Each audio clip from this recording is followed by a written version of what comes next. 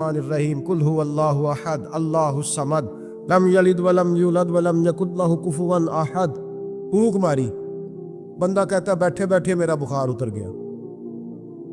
اس نے گاؤں جا کے اعلان کر دیا جس کا نہیں اترتا ساری آ جاؤ، رش ہو گیا، پھونکیں بڑی نکلی، شفا کوئی نہیں۔ لوگوں نے پکڑ کے پھینٹی لگائی ہے، انہوں نے کہا اتنی دور سے آئے ہیں اور تو اللہ کے بندے رام ایک کو بھی نہیں آیا۔ وہ بابا صاحب کے پاس آ گیا، کہنے لگا سورت اخلاص دو ہیں کہ ایک ہی ہے؟ بابا صاحب کہنے لگے بیٹے ایک ہی ہے۔ کہ حضرت جی آپ پھونک مارے تو بیٹھے بیٹھے بخار اتر جائے، میں نے 100 دفعہ پڑھی ہے، 100 پھونکیں ماری ہے، ایک کا بھی نہیں نکلا، آپ کوئی اور والی پڑھتے ہیں؟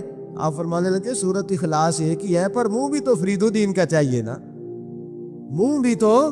فرمایا مجھے اللہ تبارک و تعالیٰ نے توفیق دی ہے، میں نے کبھی غیبت نہیں کی، میں نے کبھی جھوٹ نہیں بولا، میں نے کبھی حرام نہیں کھایا، میں نے کبھی اپنی زبان سے کسی کا دل نہیں دکھایا۔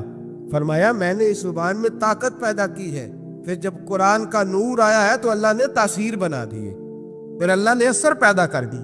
حضرت بابا فرید الدین مسعود گنج شکر رحمت اللہ علیہ کے نا ایک بڑے منظور نظر خلیفہ ہوئے جن کا نام تھا جمال الدین ہانسوی۔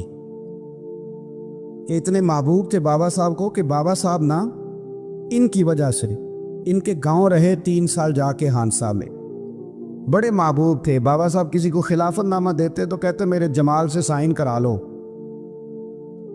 تو حضرت بابا جمال الدین لاڈلے تھے نا، تو لاڈلے پھر لاڈلی ہوتے ہیں، لیکن میری رائے یہ ہے کہ لاڈلوں پہ آزمائشیں بھی زیادہ آتی، کہتے سائن کرا لو۔